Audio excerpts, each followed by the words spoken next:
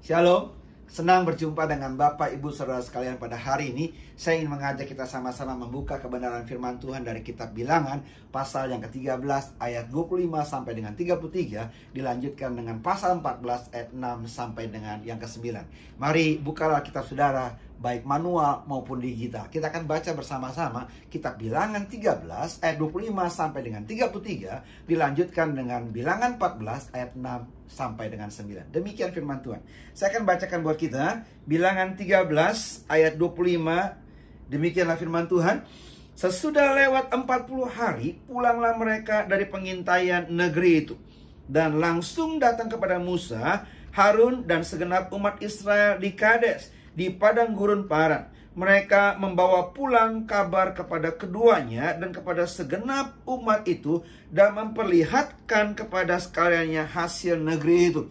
Mereka menceritakan kepadanya, kami sudah masuk ke negeri kemana kau suruh kami, dan memang negeri itu berlimpah-limpah susu dan madunya, dan inilah hasilnya.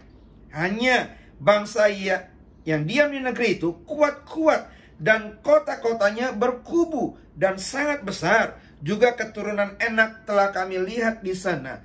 Orang Amalek diam di tanah Negeb, orang Het, orang Yebus, dan orang Amori diam di pegunungan. Orang Kanaan diam sepanjang laut dan sepanjang tepi sungai Yordan. Kemudian Kaleb mencoba menenteramkan hati bangsa itu di hadapan Musa, katanya, tidak, kita akan maju dan menduduki negeri itu, sebab kita pasti akan mengalahkannya. Tetapi orang-orang yang pergi ke sana bersama-sama dengan dia berkata, kita tidak dapat maju menyerang bangsa itu karena mereka lebih kuat daripada kita. Juga mereka menyampaikan kepada orang Israel kabar busuk tentang negeri yang diintai mereka, dengan berkata, negeri yang telah kami lalui untuk diintai adalah suatu negeri yang memakan penduduknya, dan semua orang yang kami lihat di sana adalah orang-orang yang tinggi-tinggi perawakannya. Juga kami lihat di sana orang-orang raksasa, orang Enak yang berasal dari orang-orang raksasa, dan kami lihat diri kami seperti belalang, dan demikian juga mereka terhadap kami. Lanjut pasal 14 ayat 6 sampai dengan 9, demikian. Tetapi Yosua bin Nun dan Kaleb bin Yefune, yang termasuk orang-orang yang telah mengintai negeri itu, mengoyakkan pakaiannya dan berkata kepada segenap umat Israel, negeri yang kami lalui untuk diintai itu adalah luar biasa baiknya. Jika Tuhan berkenan kepada kita, maka Ia akan membawa kita masuk ke negeri itu dan akan memberikannya kepada kita, suatu negeri yang berlimpah-limpah susu dan madunya. Hanya janganlah memberontak kepada Tuhan, dan janganlah takut kepada bangsa negeri itu, sebab mereka akan kita telan habis. Yang melindungi mereka sudah meninggalkan mereka, sedang Tuhan menyertai kita. Janganlah takut kepada mereka. Saudara, saya sudah membacakan sebuah bagian cerita yang sangat menarik dari Alkitab. Kita sama-sama tahu bagaimana Tuhan memakai Musa untuk membebaskan bangsa Israel dari perbudakan Mesir menuju ke tanah perjanjian. Dan singkat cerita, menjelang mereka sampai ke tanah perjanjian, Musa mengutus 12 orang pengintai untuk mengamat-amati negeri tersebut. Bilangan 13 ayat 18 kasih tahu pada kita, Musa hanya menyuruh mereka mengamat-amati. Dalam terjemahan yang lain, perhatikan baik-baik, lihatlah bagaimana keadaan negeri itu. Jadi sekali lagi disuruhnya hanya mengamat-amati, lihatlah bagaimana keadaan itu. Tidak perlu sampai memberikan komen yang berlebihan, apalagi penilaian yang negatif. Sayangnya setelah waktu berlalu 40 hari, mereka keliling-keliling dan mereka pulang memberi laporan. Mayoritas memberi laporan yang negatif. Mereka memang melihat negeri Kanaan, negeri perjanjian itu negeri yang berlimpah-limpah dengan susu dan madu. Mereka melihat memang hasil buminya begitu menakjubkan. Tapi mereka kasih komen yang berlebihan. Mereka kasih penilaian yang negatif. Mereka berkata bahwa memang di sana juga ada orang-orang yang kuat, tinggi-tinggi, besar-besar, seperti raksasa yang makan penduduknya. Dan kita ini seperti apa? Belalang. Mereka tiupkan kabar busuk. Mereka memang kasih komen tapi berlebihan dan negatif. Mereka juga melihat kota-kotanya berkubu-kubu, kotanya besar-besar dan bentengnya kuat-kuat. Sehingga mereka merasa kita tidak bisa maju. Mereka memberi penilaian negatif. Mereka bilang kita tidak mungkin bisa menyerang masuk ke tanah perjanjian. Kenapa? Karena mereka lebih kuat daripada kita. Saudara perhatikan, seakan-akan mereka memberi laporan kita ini udah kalah sebelum berperang. Sebaliknya, dari 12 pengintai ada minoritas yang memberikan laporan positif. Singkat cerita, mereka memberi laporan yang sama awalnya bahwa negerinya berlimpah susu dan madu, hasil buahnya bagus. Tapi saya senang mengucapkan kalimat yang mereka ucapkan. Yang intinya mereka bilang, kita pasti akan mengalahkannya. Kita pasti bisa masuk negeri tersebut. Saya perhatikan baik-baik. Perkataan dari mayoritas yang negatif itu ternyata mempengaruhi seluruh bangsa Israel yang akhirnya menggerutu dan menerima hukuman kebinasan. Sebaliknya, laporan minoritas yang hanya 2 orang, yaitu Kaleb dan Yosua, memberikan laporan positif. Dan merekalah yang akhirnya hidup dan menikmati penggenapan dari janji Allah. Inilah yang menjadi renungan buat kita pada hari ini. Saya memberikan tema perkataan Anda berkuasa. Di Indonesia punya pepatah yang singkat tapi sangat bermakna. Mulutmu harimaumu. Berhati-hatilah dengan apa yang kita ucapkan. Setiap kata yang kita ucapkan itu mempunyai kekuatan yang sangat besar pengaruhnya. Baik untuk diri sendiri, baik juga untuk orang lain. Itu sebabnya berhati-hati dengan apa yang kita ucapkan. Amsal 18 ayat 21 bilang begini. Hidup dan mati dikuasai lidah. Siapa suka menggemakannya akan memakan buahnya. Dalam terjemahan sehari-hari bilang, lidah dapat mengatakan kata-kata yang membawa hidup atau kematian. Orang yang suka banyak bicara harus siap menerima akibat yang diucapkannya. Jadi sekali lagi berhati-hatilah sebab perkataan Anda berkuasa. Zaman now, perkataan yang dimaksud itu bisa jadi via media sosial. WA, Line, FB, IG, dan lain-lain sebagainya. Jadi, jangan sembarangan menyampaikan perkataan. Jangan sembarangan menyampaikan informasi yang kita berikan kepada banyak orang. Hari-hari ini kita mendapat instruksi dari pemerintah. Kita mendapat instruksi himbauan dari lembaga-lembaga yang bisa dipercaya. Apa? Kita hanya disuruh di rumah saja. Stay at home. Kita hanya disuruh tinggal manis, duduk baik-baik di rumah. Menikmati home sweet home. Menikmati keadaan yang nyaman di rumah. Biarkanlah pihak-pihak yang berwenang yang menyampaikan informasi buat kita.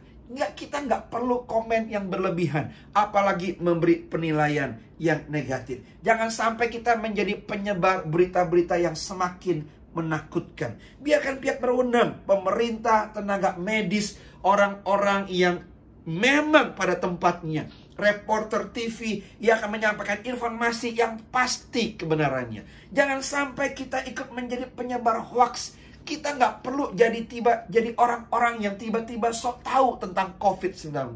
Kita bilang beginilah, kita bilang begitulah, bla bla bla dan sebagainya. Saya mau kasih tahu ya, jangan ngabisin kuota data orang lain dengan kirim berita-berita yang kagak jelas kebenarannya.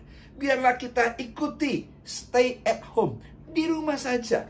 Kita nggak perlu banyak komen, apalagi kasih penilaian yang negatif. Nah, dari kebenaran, dari bacaan, dari nas yang saya sampaikan hari ini, sebenarnya ada 2 ucapan yang seharusnya keluar dari mulut orang percaya karena perkataan Anda berkuasa. Yuk, saya mau sampaikan dengan cepat. Berdasarkan nas yang kita baca, ada 2 ucapan yang seharusnya keluar dari mulut orang percaya karena perkataan kita mengandung kuasa. Yang pertama, ucapkanlah perkataan yang membangun. Fokuslah kepada yang baik. Saya senang untuk mengulangi ucapan dari Kaleb dan Yosua yang terdapat dalam Bilangan 14 ayat yang ke-7 dan yang ke-8. Demikian. Negeri yang kami lalui untuk diintai itu adalah luar biasa baiknya. Ia akan membawa kita masuk ke negeri itu dan akan memberikannya kepada kita suatu negeri yang berlimpah-limpah susu dan madunya. Terjemahan yang lain bilang suatu negeri yang terlalu baik, sangat baik. Bukankah ini kabar yang menggembirakan? Bukankah ini ucapan yang membangun? Kalau ketika mereka selesai selama 40 hari keliling-keliling kota Kanaan, lalu mereka balik kasih laporan, "Weh, negeri yang kita intai itu sungguh luar biasa baiknya. Terlalu baik, sangat subur." Bukankah itu mengembirakan? Bukankah itu perkataan yang membangun? Saya ingin kasih tahu saudara, mungkin Kaleb dan Yosua bisa saja menjadi sama seperti laporan dari yang mayoritas. Tapi daripada mereka fokus melihat orang-orang kuat, orang-orang yang tinggi, raksasa-raksasa yang makan penduduknya, dan melihat dirinya seperti belalang, dan melihat kelemahan-kelemahan diri sendiri, daripada berkata negatif, mereka memilih untuk melihat negeri yang berlimpah-limpah dengan susu dan madunya. Negeri yang luar biasa baiknya, terlalu baik dan sangat subur. Saudara, sekali lagi, daripada kita bersungut-sungut dengan sikon yang kita hadapi hari-hari ini, marilah kita memilih untuk melihat yang baik. Marilah kita menikmati home sweet home. Ucapkanlah kata-kata yang membangun satu dengan yang lain. Saya menyadari selama kita ada di rumah, kita mungkin ada percekcokan, mungkin ada sedikit salah pendapat dan sebagainya. It's okay, itu wajar saja. Tapi sekali lagi, ucapkanlah kata-kata yang membangun satu dengan yang lain. Sesuai dengan kitab Efesus 4 ayat 29 berkata, "Jangan ada perkataan kotor keluar dari mulutmu, tetapi pakailah perkataan yang baik untuk membangun di mana perlu, supaya mereka yang mendengarnya beroleh kasih karunia." Terjemahan sehari-hari bilang begini, bila kamu berbicara, janganlah katakan yang buruk, tetapi katakanlah yang perlu, yang dapat menguatkan iman orang lain, sehingga ucapanmu menolong orang yang mendengarnya. Jadi sekali lagi, sebagai orang percaya, ucapkanlah perkataan yang membangun. Ingat, perkataan Anda berkuasa. Yang kedua, sebagai orang percaya, kita harus ucapkan perkataan iman. Ingin ulangi lagi perkataan Yosua dan Kaleb yang berkata begini, "Tidak, kita akan maju dan menduduki negeri itu, sebab kita pasti akan mengalahkannya." Wow, saya senang sekali mengucapkannya sekali lagi buat kita sekalian. Kita akan maju dan menduduki negeri itu, sebab kita pasti akan mengalahkannya. Dalam Bilangan 14 ayat 9, sebab mereka akan kita telan habis. Terjemahan sehari-hari bilang, bagaikan makanan empuk, yang melindungi mereka, sudah meninggalkan mereka, sedang Tuhan menyertai kita. Janganlah takut kepada mereka. Sudah perhatikan betapa jauh berbedanya ucapan Yosua dan Kaleb dibandingkan dengan mayoritas yang begitu negatif.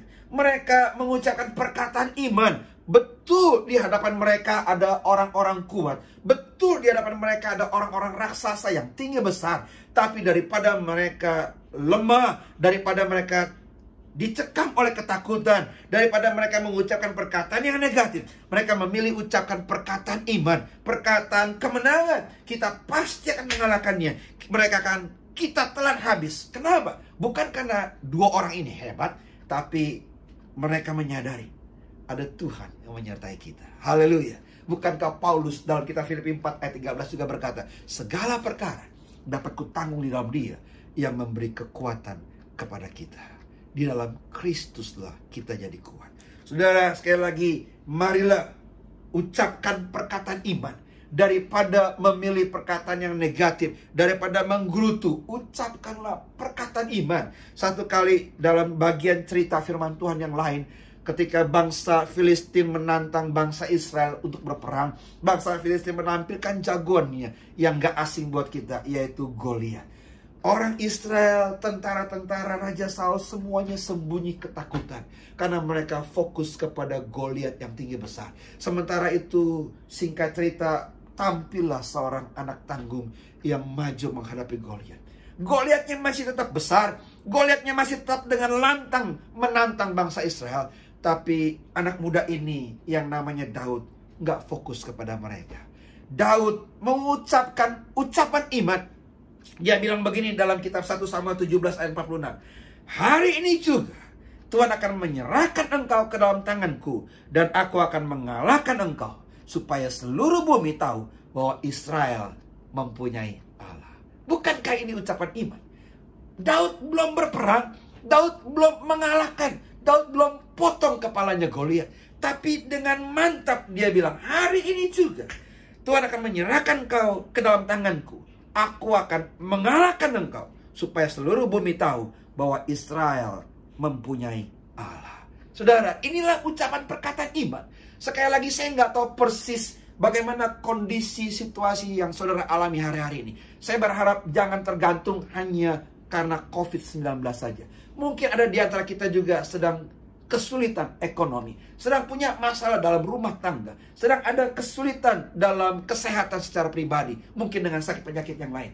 Hari ini ketika engkau dengar firman Tuhan, ucapkanlah perkataan iman. Sebab saya percaya ketika kita ucapkan perkataan iman, kita akan tampil sebagai pemenang. Ingat, perkataan Anda berkuasa. Bukan hanya perjanjian lama yang mengatakan demikiannya. Di perjanjian baru ada satu cerita menarik pula yang saya mau sampaikan kepada saudara. Ada seorang perempuan yang sakit pendarahan 12 tahun lamanya. Dia sudah ke berbagai tabib, hartanya sudah mulai habis, sudah mulai melarat, keadaannya masih belum membaik. Sampai satu kali ketika dia dengar Yesus lewat, ada satu ucapan perkataan iman yang dia keluarkan, yang saya pikir saudara semua sudah tahu. Apa yang dia ucapkan?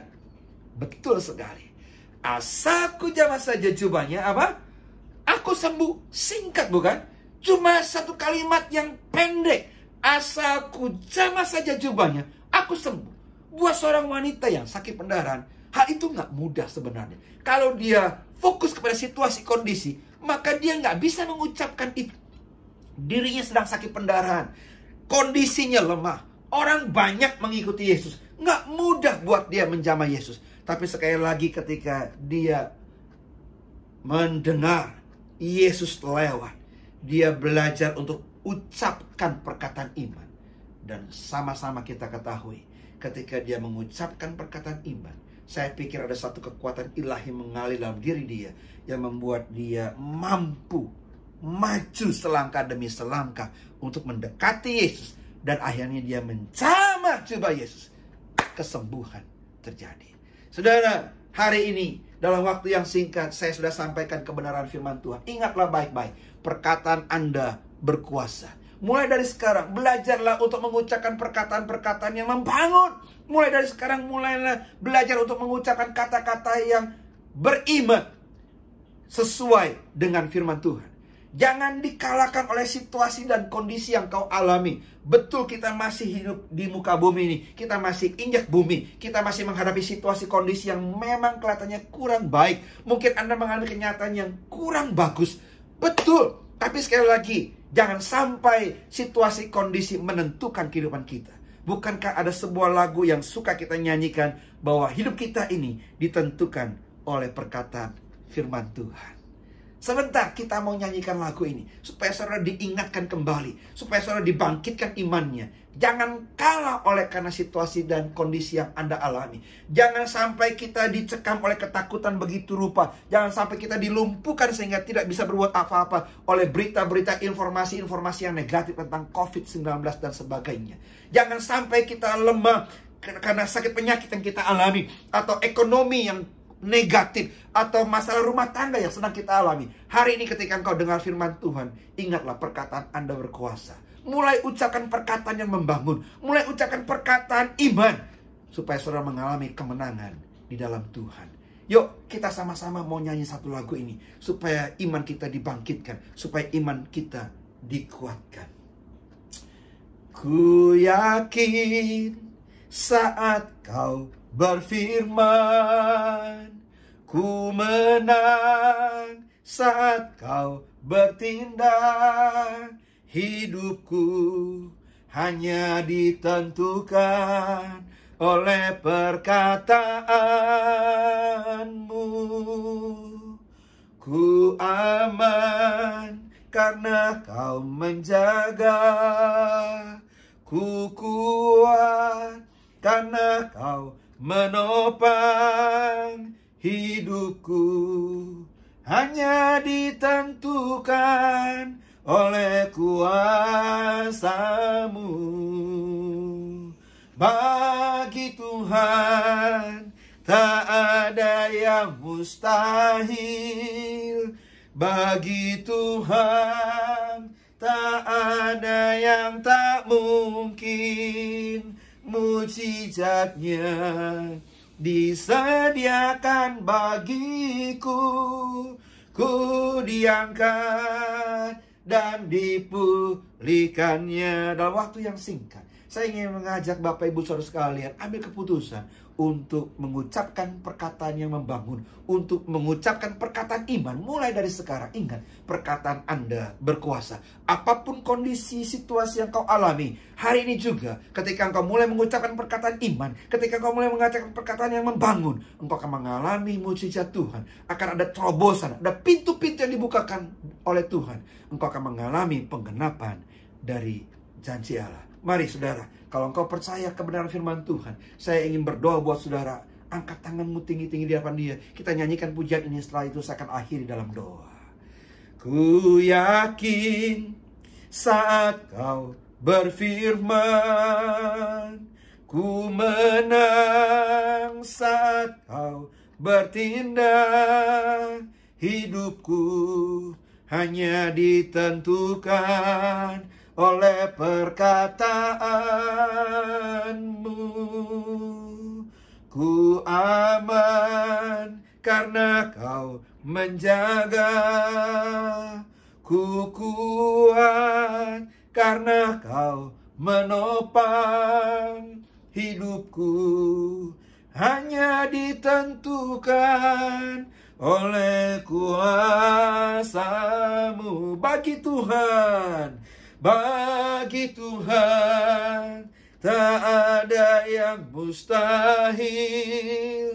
Bagi Tuhan, tak ada yang tak mungkin. Mujizatnya disediakan bagiku, ku diangkat dan dipulihkannya. Katakan mujizatnya. Mujizatnya disediakan bagiku, ku diangkat dan dipulihkannya. Bapa Surgawi, hamba berdoa buat setiap pendengar pada hari ini, apapun situasi kondisi yang mereka hadapi, entahkah dalam keadaan yang buruk, entahkah dalam keadaan yang begitu amat sulit, tapi ketika kami dengar firman Tuhan, kami disadarkan betapa perkataan kami mengandung kuasa. Biarlah hari ini kami akan mulai belajar untuk mengucapkan kata-kata yang membangun, untuk mengucapkan kata-kata yang penuh dengan iman. Dan ketika kami ucapkan kata-kata iman, kami percaya mujizat akan terjadi. Kami akan mengalami kesembuhan demi nama Yesus. Kami akan dibuat sehat kembali. Kami akan mengalami kemenangan. Kami akan dibuatnya berhasil. Rumah tangga kami akan dibuat harmonis. Pekerjaan kami akan semakin lama semakin meningkat. Terima kasih banyak Tuhan. Mulai dari sekarang kami akan mulai terus mengucapkan perkataan iman. Mulai terus mengucapkan perkataan yang membangun. Sebab kami percaya hidup kami tidak boleh dikendalikan oleh situasi dan kondisi. Hidup kami hanya ditentukan oleh perkataan firman Allah. Dan kami percaya kepada firman Allah. Terpujilah nama Tuhan. Demi nama Yesus kami berdoa dan mengucap syukur. Haleluya. Yang percaya sama-sama katakan amin. Amin. Terpujilah nama Tuhan. Sampai jumpa di lain kesempatan. Tuhan memberkati.